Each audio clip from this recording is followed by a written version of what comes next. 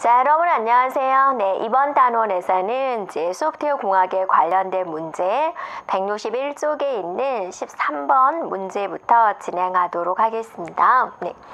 자, 13번 문제에서는 무엇에 대한 내용을 물어봤냐면 소프트웨어 개발 모형을 만드는 데 있어서 보엠이 제안한 나선형 모형의 개발 단계가 옳게 나열한 것은 그랬어요. 그럼 나선형이다. 그럼 여러분 뭘 생각해 줘야 돼요? 이거를 생각해 주면 되겠죠. 이런 나선형 모양으로 돌아가는 것이다 라고 보면 되겠죠. 그래서 제일 먼저 계획을 수립을 해요. 플래닝. 두 번째 위험을 분석을 해요. 리스크 아날라이시스. 그다음 세 번째 개발을 해요. 엔지니어링. 자, 마지막 고객 평가를 해요. 커스터머 에발루에이션. 다시 또 계획 수립하고 위험 분석하고 개발하고 고객 평가를 하고 이런 방식으로 계속 도는 거죠. 네. 그래서 정답은 2번이 되겠습니다. 자, 14번 문제를 보면은 프로토타이핑 모형에 관한 설명으로 옳지 않은 것은 그랬어요. 그럼 프로토타이핑 모형이다. 그러면 여러분은 뭘 생각을 해요? 시뮬레이션을 먼저 만들어서 보여주는 것이다 라고 생각해 주면 되겠죠. 그래서 프로토타이핑 모형은 발주자나 개발까지 모두에게 공동의 참조 모델을 제공을 하는 거죠. 모형을 제공을 해서 서로 더 잘 알 수 있도록 제안을 하는 거고요. 사용자의 요구사항을 충실히 반영할 수 있습니다. 모형을 가지고 설명을 하기 때문에 사용자가 좀 더 이해하기가 쉽겠죠? 자, 프로토타이핑 모형은 소프트웨어 생명 주기에서 유지보수가 없어지고 개발 단계 안에서 유지보수가 이루어지는 것으로 볼 수가 있다라는 거고요. 최종 결과물이 만들어지는 소프트웨어 개발 완료 시점에 최초로 오류 발견이 가능하다라고 그랬는데 이거는 시뮬레이션을 해서 보여주기 때문에 어떠세요? 사용자의 요구가 정확하게 반영될 수 있는 거죠. 그걸 개발자가 미리 확인할 수 있는 거죠. 그래서 개발 과정에서 오류의 발견과 수정이 가능하다라고 볼 수가 있습니다. 그래서 틀린 것은 4번이 되겠네요. 자, 15번 문제를 볼까요? 네. 다음은 프로토타이핑 모형의 개발에 필요한 작업을 기술한 겁니다. 그랬습니다. 네. 작업 순서대로 옳게 나열한 것은 무엇입니까? 라고 그랬어요. 그러면 이제 제일 먼저 뭘 하는 거죠? 항상 요구 수집을 먼저 하는 거죠. 사용자가 무엇을 요구하는지 그게 정확하게 수집이 되어야 되겠죠. 네. 그 다음에 이제 설계 작업을 하게 되는 거고요. 그 다음에는 이제 프로토타입을 구축을 해서 고객에 대한 평가를 먼저 받아서 프로토타입을 다시 한번 조정을 하고 최종적으로 구현을 하는 그런 단계로 이루어진다라고 볼 수 있겠습니다. 그래서 정답은 4번이 되겠네요. 자, 16번 문제입니다. 나선형 모형에 대한 설명으로 옳지 않은 것은 나선형 모델이다. 또 여러분 이거 생각해 주면 되죠. 자, 위험성 평가에 크게 의존하지 않기 때문에 이를 발견하지 않으면 문제가 발생할 수 있어요. 위험성 평가에 크게 의존하기 때문에 이를 발견하지 않으면 문제가 발생할 수 있어요. 자, 대규모 시스템의 소프트웨어 개발에 적합한 방식입니다. 계획 수립, 위험 분석, 개발, 고객 평가 이걸 계속해서 돌기 때문에 대규모 시스템의 개발에 적합하다. 여러 번의 개발 과정을 점진적으로 거치게 되는 거죠. 네. 작업 순서는 타당성 검토, 계획, 요구 분석, 설계, 구현, 시험, 유지 보수 이런 단계가 아니죠. 나선형 모형의 개발 단계는 4단계가 있죠. 네. 계획 수립, 위험 분석, 고객 평가, 개발. 네, 계획 수립, 위험 분석, 개발, 고객 평가. 다시 계획 수립, 위험 분석, 개발, 고객 평가. 이거를 로테이션으로 계속 돌게 되는 그런 개념이죠. 그래서 옳지 않은 것은 4번이 되겠습니다. 자, 17번 문제를 볼까요? 네, 프로세스 모델에 대한 여러 가지에 대한 설명 중 옳지 않은 것은 무엇입니까? 그랬어요. 자, 폭포수 모형이다 라고 있었네요. 자, 폭포수 모형은 어떤 모형이죠? 네, 위에서 아래로 이렇게 떨어지는 모양이 되는 거죠. 이게 하나의 단계가 완벽하게 끝나야지 다음 단계를 수행을 하는 하나의 단계에서 나오는 아웃풋이 정확한 것을 말을 하는 거죠. 그래서 요구사항이 잘 이해되고 시스템 개발 중 급격한 변경이 없는 경우에 적합하다라고 그랬어요. 왜냐하면 폭포수형은 위에서 아래로 내려오는 단계이잖아요. 다시 전 단계로 돌아가기가 힘들잖아요. 그래서 사용자의 요구사항을 정확하게 받아들이지 않으면 중간 단계에서 많은 문제점이 생기죠. 폭포수 모형이 적합한 모형은 사용자의 요구사항을 정확하게 완벽하게 거의 다 수집이 되고 이해가 됐을 때 선택하는 모형이다 라고 볼 수가 있다라는 거죠. 자, 이번에 보면 컴포넌트 기반 모델은 개발될 소프트웨어 양을 줄일 수가 있다라고 그랬어요. 이 컴포넌트 기반인 모형은 뭐냐면요. 자, 컴포넌트 모양은 레고 블럭 생각해 주면 돼요. 여러분이 이제 레고 블럭을 끼우다 보면 어떤 모형이 만들어지잖아요. 이것처럼 컴포넌트 기반 모델은 뭐냐면 소프트웨어 개발을 마치 레고 블럭 쌓듯이 쉽게 할 수 있도록 해주는 기술이에요. 그래서 소프트웨어에서 부분에 대해서 개발된 것을 구성 단위 모듈로서 미리 만들어 놓는 거예요. 그래서 그 모듈을 이용을 해가지고 조합해가지고 소프트웨어를 필요한 활용 기술을 개발을 할 때 이 모듈들을 조립해가지고 사용하는 방법이 돼요.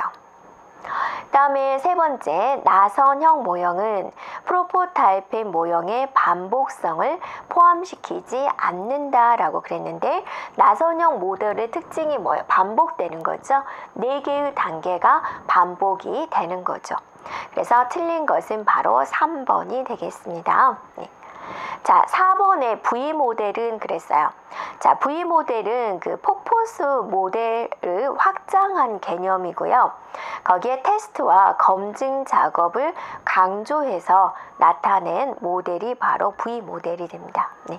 그래서 옳지 않은 것은 바로 3번이다 라고 볼 수가 있겠죠. 네. 자, 18번에 보면은 무엇에 대한 내용이냐면 형상 관리에 관련된 내용입니다. 형상을 관리를 합니다. 유지보수 단계에서 이루어지는 것을 말을 하는데요. 이 형상이라는 것은 무엇이에요? 자, 소프트웨어 개발 단계에서 만들어지는 그 프로그램, 그 다음에 프로그램을 설명하는 그런 문서, 데이터 이런 것들을 총칭해서 형상이라고 하는 거고 그거를 이런 유지보수를 할 때 빠르게 대처할 수 있도록 비용과 시간이 절약될 수 있도록 해주는 게 바로 형상 관리가 되는 겁니다. 자, 1번에 보면 이 형상 관리는 소프트웨어에 가해지는 변경을 제어하고 관리하는 활동을 포함합니다 라고 그랬고요. 두 번째, 베이스라인 변경은 공식적인 절차에 의해서 이루어진다.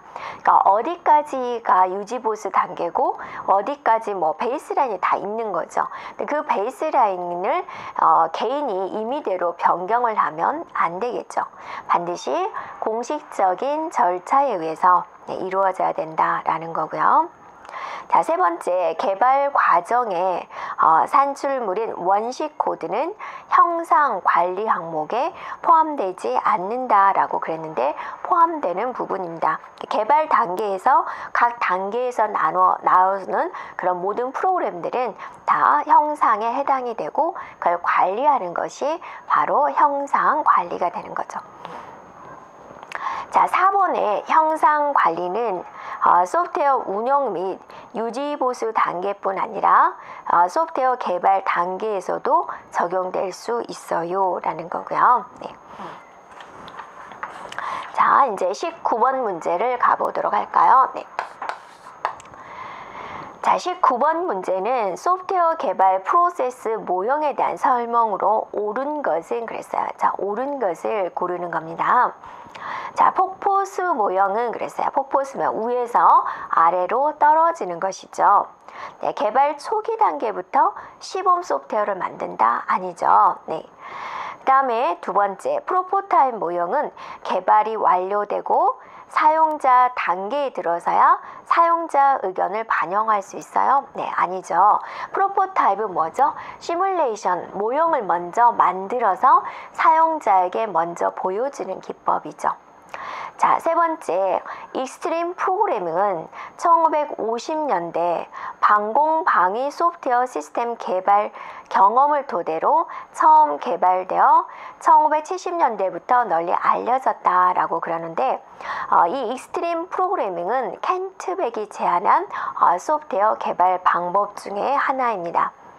그래서 비즈니스상의 요구가 자주 바뀌게 되는 그런 시시각각으로 변동이 많은 경우에 적합한 개발 방법이고요.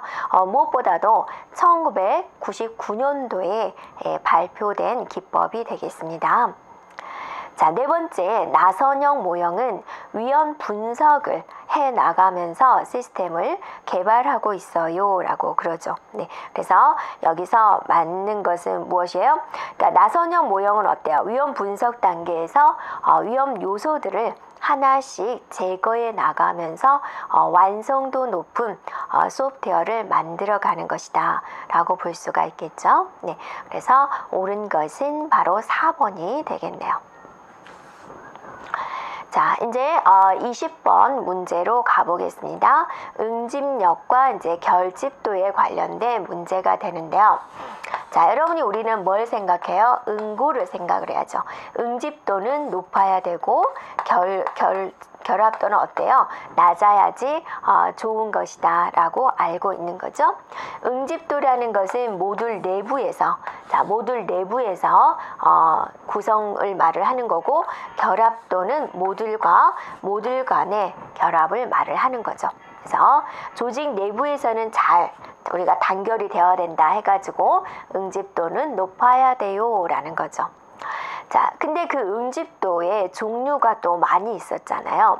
그래서 모듈 안에 있는 하나의 소 작업에 대한 결과가 다른 작업에 입력이 되는 경우, 예를 들어서 다음 트랜잭션을 읽고 마스터 파일을 변경함과 같은 모듈은 이것과 관계가 있어요. 응집력의 종류에 대해서 물어보고 있다라는 거죠. 이 응집력의 종류 중에서 이것에 해당되는 응집력이 무엇이냐? 그건 바로 순차적 응집력이다. 정답은 1번이 되겠습니다. 자, 2번에 나와 있는 논리적 응집력이란 무엇일까? 해설에 보면은 나와 있죠.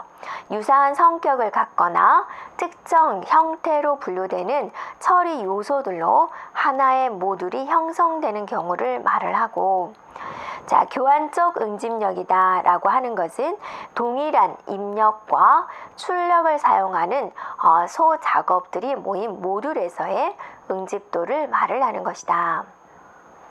그 다음에 시간적 응집도란 특정 시간에 처리되는 몇 개의 기능을 모아서 하나의 모듈로 작성하는 경우의 응집도다 라는 겁니다. 네. 자, 이제 21번 문제를 갈까요? 네, 21번은 이제 블랙박스. 블랙박스 테스트의 종류 중에서 블랙박스 테스트 방식이 있죠. 자, 블랙박스 테스트 방식과 우리가 화이트박스 테스트 방식으로 나눠지는 거죠. 그 중에서 이 블랙박스 테스트 방식은 기능 검사죠. 기능들이 잘 돌아가는지, 기능들이 정상적으로 작동되는지 검사하는 게 바로 블랙박스 검사가 되는 거고요.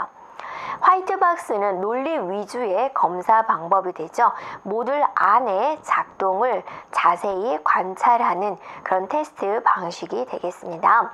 그래서 인터페이스 오류다, 행위나 성능이 오류다, 잘못되거나 누락된 기능이다, 이런 것들이 블랙박스 테스트이고, 4번에 나와 있는 모듈 내의 논리 구조상의 오류, 논리 구조의 오류는 바로 화이트박스의 테스트에 해당이 된다라는 거죠. 네, 그래서 21번의 답은 4번이 되겠습니다. 자, 22번 갈까요? 네, 코코모 모형의 비용 예측 모델에 대한 설명으로 옳지 않은 것은 그랬어요. 자, 이 코코모 모델은 이제 비용 산정 기법으로서 뭐를 이용을 한 거예요? 네, 원시 프로그램의 규모에 의한 예측 방법이 되겠죠. 그래서 개발할 소프트웨어에 대한 종류, 규모 이런 것을 예측을 한 다음에 특정한 공식을 이용을 해서 비용을 산정하는 기법이 되는데요. 자, 틀린 것은 무엇일까요? 1번에 보면 보엠이 제안한 원시 프로그램의 규모에 의한 비용 예측 모형입니다. 두 번째, 소프트웨어 종류에 따라서 다르게 책정되는 비용 산정 방식을 사용합니다. 세 번째, 코코모 모형은 가정과 제약 조건이 없어서 모든 시스템에 동일하게 적용할 수 있어요. 바로 이게 틀린 부분이 되죠. 네 번째, 같은 규모의 프로그램이라도 그 성격에 따라서 비용은 다르게 산정됩니다 라는 거예요. 네, 그래서 22번에 틀린 것은 3번이 되겠습니다. 자, 23번 문제를 보면 소프트웨어 특성에 대한 설명입니다. 각 특성에 대한 정의를 올바르게 짝지어진 것은 무엇일까요? 자, 지금 세 가지에 대한 내용을 찾아내야 되죠. 유지 보수성, 효율성, 사용 용이성 세 가지에 대한 내용을 찾아내는 겁니다. 그래서 첫 번째 보면은 사용자의 기능 변경의 필요성을 만족하기 위해서 소프트웨어를 진화하는 것이 가능해야 된다. 소프트웨어를 상황에 맞게 변경하는 것도 가능해야 된다. 유지 보수성이 되고, 소프트웨어가 자원을 쓸데없이 낭비하지 말아야 돼요. 효율성이 좋아야 된다. 소프트웨어는 적절한 사용자 인터페이스와 문서를 가지고 있어야 됩니다. 이게 사용 용이성이 된다. 그래서 정답은 3번이 되겠습니다. 자, 24번에 보면 소프트웨어 개발 영역을 결정하는 요소에 해당되는 항목을 모두 나열하시오 그랬어요. 자, 소프트웨어 개발 영역을 결정하는 요소에 해당되는 것은 무엇일까? 소프트웨어에 대한 기능, 성능, 제약 조건, 인터페이스, 신뢰도 이런 모든 것들이 어때요? 다 포함이 되는 내용이 되겠습니다. 자, 이제 25번을 보세요. 네. 자, 소프트웨어 프로젝트를 계획을 하려면 먼저 소프트웨어에 대한 범위를 결정을 해야 됩니다. 다음 사항과 관계되는 요소는 무엇일까요? 소프트웨어에 대한 간접적으로 제어되는 장치, 소프트웨어를 실행하는 하드웨어, 순서에 의해 절차적 운영상 소프트웨어 실행 절차, 기존의 소프트웨어나 새로운 소프트웨어를 연결하는 소프트웨어, 키보드나 기타 I/O 장치들을 통해서 소프트웨어를 사용하는 사람, 어떤 연결되었다. 이걸 우리는 뭐라 그래요? 바로 인터페이스다 라고 하는 거죠. 그래서 정답은 4번이 되겠습니다. 자, 소프트웨어 영역을 결정하는 것에 있어서 기능 부분은 어떤 내용이냐? 입출력 장치, 데이터베이스, 통신 이러한 것들에 대한 내용이 되고, 성능이라는 것은 속도는 얼마, 처리 시간은 얼마 이러한 것들이 되는 거고, 제약 조건은 하드웨어적인 제약 조건, 또 사용자에 대한 제약 조건, 이런 것들에 대한 기술이 되겠습니다. 자, 26번 문제를 보면은 12개월이에요. 12개월. 자, 12개월 동안 내에 소프트웨어를 개발해 주기로 했다라는 거죠. 근데 개발 일정이 점점 지연이 되고 있어요. 이제 마감 날짜가 2개월밖에 안 남았어요. 그래서 사장이 프로젝트 관리자에게 더 빨리 일을 진행시키기 위해서 3명의 인력을 추가로 투입하시오 그랬어요. 자, 하지만 이에 대해서 프로젝트 관리자는 반대를 했다. 브룩스 법칙에 의해서 어떤 내용이 되죠? 더 일정은 지연이 된다.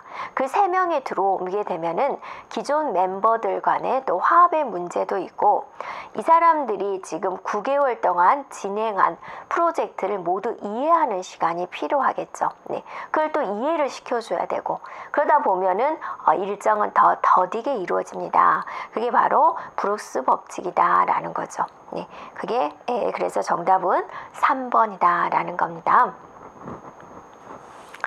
자, 27번 문제 가겠습니다. 케이스에 대한 설명으로서 거리가 먼 것인 그랬어요. 자, 케이스라는 것은 소프트웨어 공학의 하나의 도구가 되는 거죠. 그래서 개발 도구와 개발 발명품이 결합된 것이다. 자, 시스템 개발 과정의 일부나 또는 전체를 자동화하는 것이고요. 네. 유지보수성을 높이기 위해서 기존 소프트웨어를 재구성한다, 새로운 기술을 적용한다. 이거는 이제 케이스에 대한 내용이 아니죠. 이거는 소프트웨어 재공학에 관련된 내용입니다. 자, 네 번째, 정형화된 구조 메커니즘을 소프트웨어 개발에 적용을 해가지고 소프트웨어 생산성 향상을 구현하는 공학 기법이다 라는 거고요. 네, 그래서 틀린 것은 바로 3번이 되겠습니다. 자, 28번 갑니다. 시스템의 유지보수에 대한 설명 중 옳지 않은 것은 무엇입니까? 그래서 유지보수입니다. 변경된 환경과 적절하게 조화를 이루도록 소프트웨어를 변경시키는 것이다. 맞죠? 자, 원시 코드를 이용해서 원시 코드 이상의 추상화된 표현으로 나타내고 코드를 분석하는 과정을 유지보수라고 하며, 역공학을 통해서 시스템을 재구성한다. 재구성해서 변경이 용이한 시스템으로 만들거나 보다 더 나은 기능을 추가할 수가 있어요. 자, 이러한 내용들은 이제 좀 다른 부분이 되겠죠. 자, 네. 자, 새로운 시스템을 재구성해서 새로운 기술을 적용시켜 나가는 것은 우리 뭐라 그러죠? 재공학이라고 하는 거죠. 역공학이라는 것은 뭐죠? 기존 소프트웨어를 분석해 가지고 소프트웨어에 대한 개발 과정, 데이터 처리 과정을 다시 발견해 가지고 만들어내는 것을 말을 하는 거죠. 그래서 틀린 것은 바로 2번이 틀렸고요. 자, 3번에 보면 유지보수에 대한 요청은 공식적인 절차를 밟아야 되고 표준화된 방법으로 이루어져야죠. 또 유지보수 요청서에 의해서 이루어져야 되는 거고요. 자, 네 번째 보면 소프트웨어 유지보수 과정에서 발생하는 결과물에 대한 계획, 개발, 운영 등을 종합해가지고 시스템에 대한 형상을 만들고 이에 대한 변경을 체계적으로 관리하기 위한 활동을 소프트웨어 형상 관리다라는 거죠. 네. 개념적인 것에 대해서 이제 나와 있네요. 자, 여기까지 진행을 하고요. 우리가 29번부터는 또 다음 단원에서 보도록 하겠습니다. 여러분 수고하셨습니다.